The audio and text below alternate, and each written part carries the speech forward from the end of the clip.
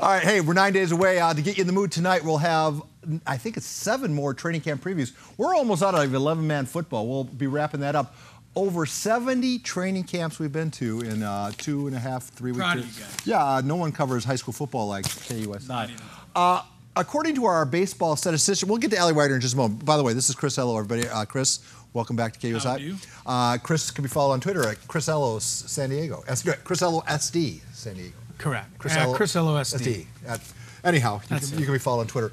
Before we get to the Padres, you're going to do the play-by-play, by the way. Could you quickly tell us about your feel-good story? Chad Bettis.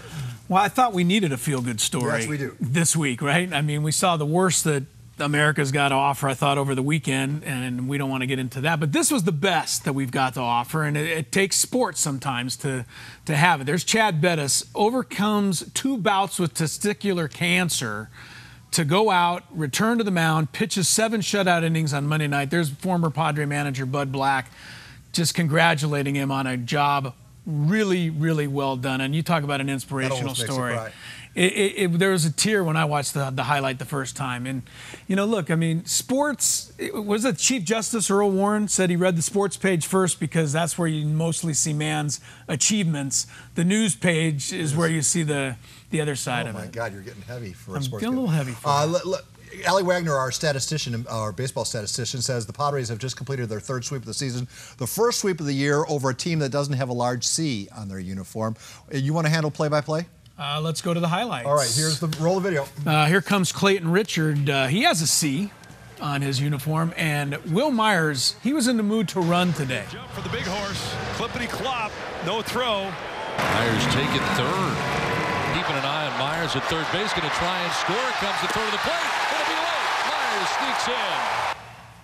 Yep, that's right. 2nd, 3rd, and home. A new Padre record. The only guy ever to do it. And the Padres played some serious defense. Yangervis Solarte at 3rd base. And at 2nd base, Carlos Suaje to get the final out. Look at this beautiful play. Clayton Richard gets a shutout. Let's go to the board. 3-0. 2nd complete game of the year for Clayton Richard, and your boy Spangy with an 8-game hit streak. We're going to never see Ryan Tripp again, are we?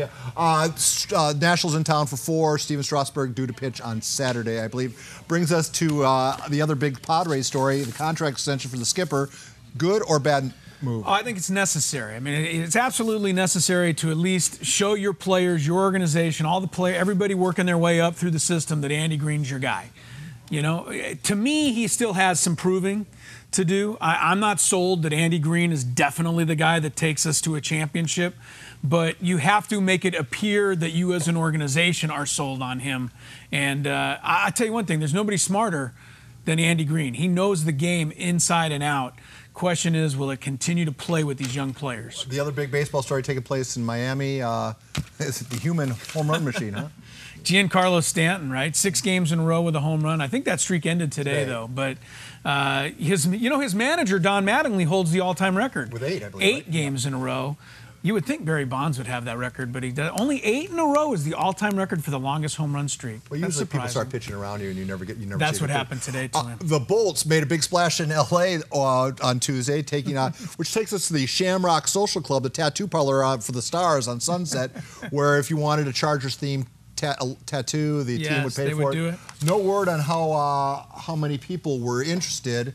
Good promotion, bad promotion? Well, I think most of the people who got lightning bolts tattooed, they're just fans of the weather.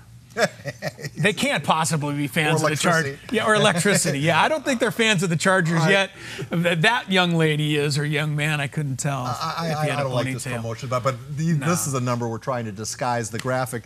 21,000 at the opening game at the soccer stadium. What does that tell you?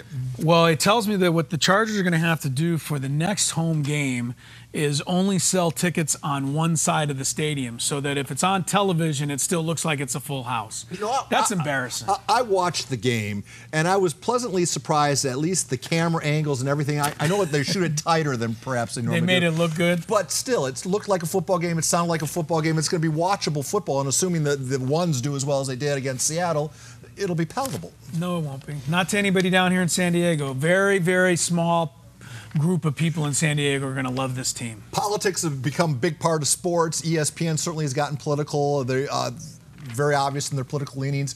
Yet they got hoisted on their own petard with their fantasy football auction that a lot of people thought looked like a slave auction.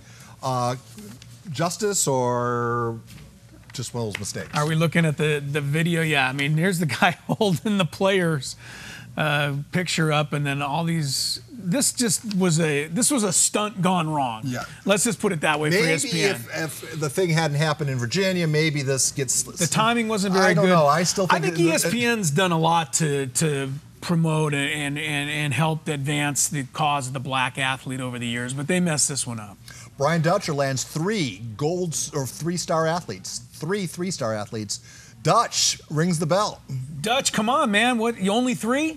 Remember, he had a hand in getting the Fab Five in Michigan too. So I knew that he could recruit. I had this does not surprise me at all that the Aztecs are getting great basketball players. For the Ricker, Matt Mitchell Jr., 3 stars. Jordan Campbell, 3 stars. You got a Jordan, and then the kid from Ghana, Joel Mensah. Good for you. Maybe he's a Mensa candidate. Good for you. Good for Dutch. You got 15 seconds. Rocky Long and the Aztecs. How concerned are you about the chicken pox? Being that you're the sideline guy, have you had the chicken pox? I've had the chicken pox, so I'm safe on the sidelines.